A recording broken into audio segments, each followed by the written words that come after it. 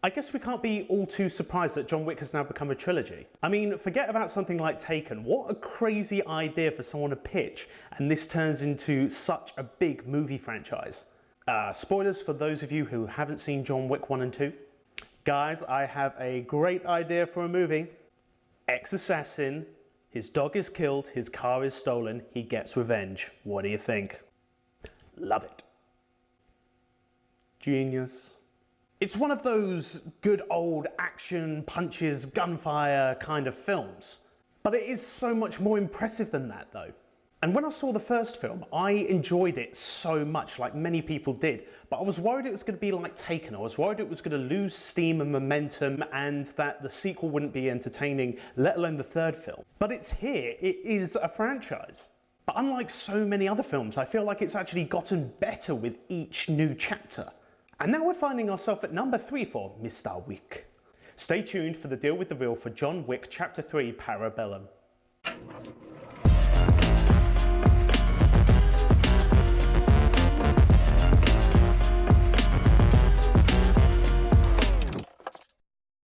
Hello again everyone, Rob Harris here, back on Rusty Reels and bringing you another film review. Today I'm going to be talking about the third chapter for the John Wick franchise, Parabellum.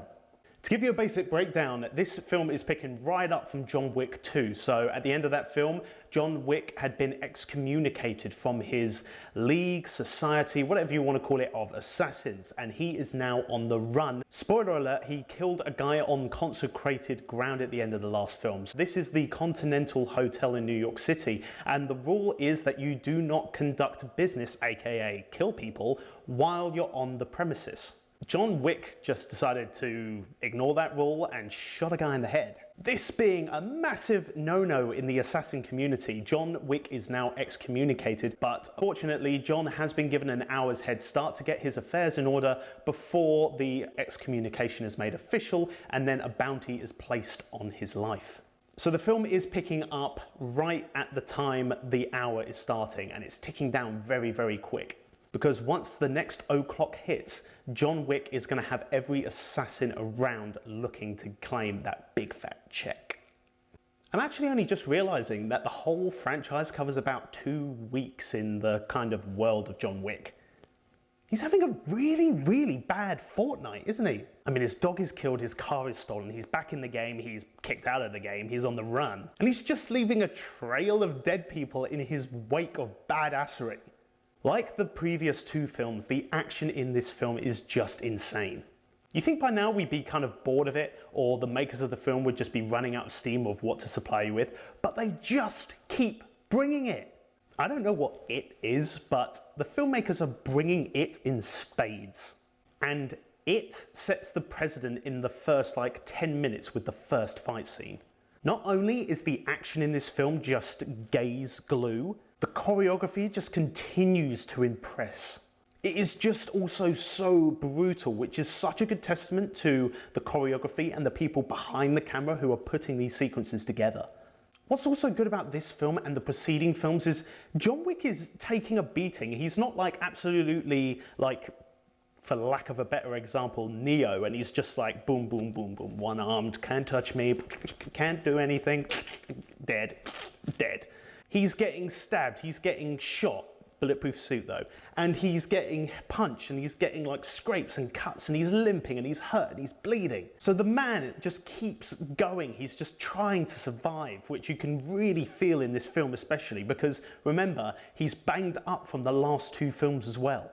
But what is also really impressive about this film is the mixture of fighting styles. Whether it's offensive, defensive, hand-to-hand, blades, swords, guns, whatever it is, there is such a range of different fighting styles throughout this film. And what's nice is there's almost a pace change with each one, so it's really kind of impactful and a little bit jarring when it's hand to hand, but then you've got the knives involved, so there's the element of danger and sort of the sound effects that go with it, and then with the guns it's just absolutely savage.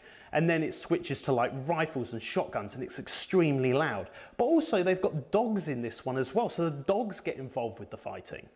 So these action sequences with the dogs I find are actually quite a unique thing that you don't see very often. I mean, I can't think of a specific example where dogs are used to such a good degree for an action sequence, and also the dogs kind of play into one of the best lines in the whole film. Okay, fair enough. A John Wick film isn't going to be the most in-depth and complex character building film that you'll ever see, but it gives you exactly what it promises. An entertaining action suspense film with sensational choreography, and a story that continues to build on the franchise that has been introduced. And there are also some awesome killing blows that you wish were preceded by "Finish him." This is a definite recommend for me, 4.5 reels out of 5. Fatality. So that's the Rusty Reels review on John Wick 3. Let me know what you think and comment below on the deal with the reel. If you enjoyed this video, give it a like and also subscribe and ring that bell so you know when future videos are released. If you want to see more videos, just head on over to Rusty Reels and check out more videos and reviews there. Or just give one of these a watch. Thanks very much for watching everyone, as always, and in the meantime, just be real.